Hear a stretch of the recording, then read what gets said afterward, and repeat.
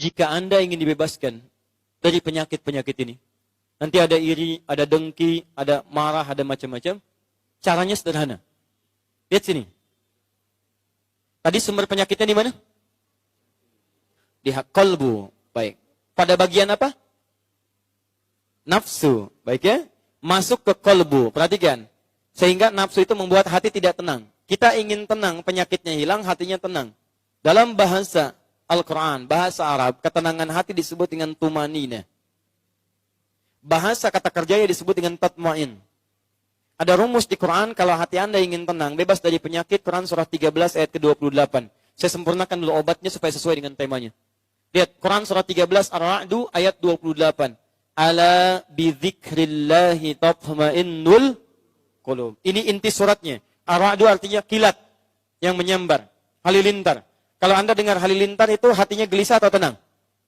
Gelisah, nggak tenang. Ada ujian datang seperti halilintar, menyambar-nyambar membuat Anda tidak tenang. Gelisah, nggak bisa tidur, nggak bisa makan, susah. Tapi ada orang yang dia punya obatnya. Mau ujian datang seperti halilintar, hatinya tenang. Apa itu obatnya? Ala bidzikrillahi tatma'innul qulub. Yakinkan pada dirimu, kalau Anda rajin berzikir kepada Allah, maka Allah akan jaga Anda dari penyakit hati dan tenang keadaan jiwa Anda. Apa zikir itu? Banyak. Saya turunkan sebelah kiri paling pojok itu. Itu turunannya. Teman-teman sekalian, sering menyebut nama Allah, itu adalah zikir. Fadhkuruni azkurkum. Anda sebut saya kata Allah, saya sebut Anda. Zikir. Bagaimana menyebut Allah? Bisa dengan pertama, Anda rajin berdoa. Quran surah ke-7 ayat 205. Wadhkur rabbaka fi nafsika tadarruan wa khifatan wa duna jahri minal qaul. Rajin berdoa. Kalau sedang tidak tenang, ibu berdoa. Teman-teman kalau ada penyakit, berdoa. Misal, datang setan lewat sombong. Sombong datang menghinggapi suami ibu. Misal, ibu melihat, ibu berdoa kepada Allah. Ya Allah, mohon berikan petunjuk pada suami saya, ya Allah. Engkau titipkan suami saya kepada saya, bukan kepada perempuan yang lain. Saya mohon, ya Allah. Saya ingin ia jadi pendamping saya sampai akhirat. Jangan pisahkan kami di surga, ya Rabb. Saya mohon kepadamu. Ada temukan kalimat marah, misal. Misal, mohon maaf ya, Anda menemukan anak-anak pemarah. Tiba-tiba marah nggak jelas. Marah pada orang tua, marah pada orang lain. Ibu bangun setelah tahajud, berdoa. Wadhkur rabbaka fi nafsika. Ya tadarruan wa khifatan wa duna jahri minal qaul. Minta ya Allah, Engkau jadikan ia ya Allah dalam rahimku. Aku yang kandung ia ya Allah. Aku yang berikan ASI.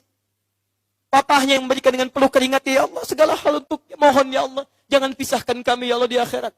Setelah tidur anak itu ibu tatap wajahnya. Tatap satu-satu. Lihat bagaimana di kehidupan dunia bersatu. Bayangkan ketika di akhirat dipisahkan. Kalau sudah melihat wajahnya. Kalau Anda ingin berdoa khusyuk untuk keluarga, sebelum berdoa, coba malam-malam bangun. Dia satu-satu wajahnya. Tatap. Saya di rumah satu tempat. Kira-kira di surga satu tempat lagi tidak ya? Lihat bareng-bareng. Satu-satu lah. Ya Allah, suami saya, ya Allah. Anak saya. Sekarang berada bersama saya.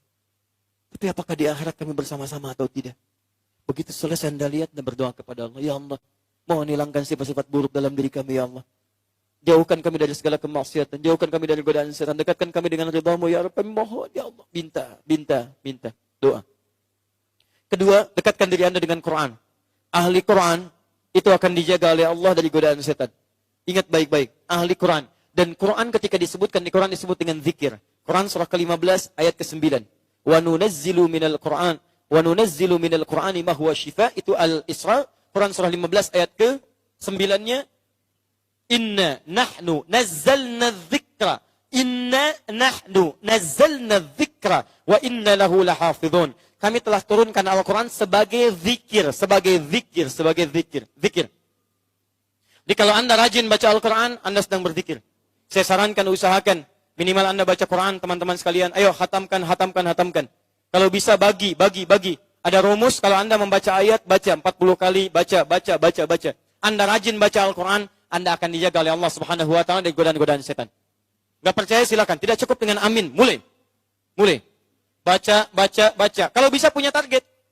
Ya hari ini, misalnya saya mau khatamkan surat A. Dalam 1 bulan ke depan saya juz amma khatam. Kalau kita punya target, nanti pekerjaan kita terukur. Sama dengan bapak ngantor, kan ada target. Ibu dengan mengelola nafkah dari suami kan punya target. Sekian saya keluarkan hari ini, besok sekian. Ini kebanyakan orang malas baca Quran karena nggak pernah punya target. Saya tanya pada Anda, jujur jawab pada hati Anda. Berapa target Anda baca Al-Quran hari ini? Berapa ayat? Berapa surah? Jangan-jangan sampai siang ini nggak punya rencana baca Quran.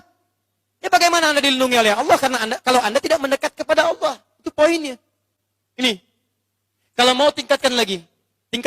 Menghafal Quran. Penghafal Quran dijaga langsung oleh Allah Subhanahu wa taala. Dan ayatnya akan menumbuhkan obat pada jiwanya. 4 kali disebutkan di Quran surah ke-54.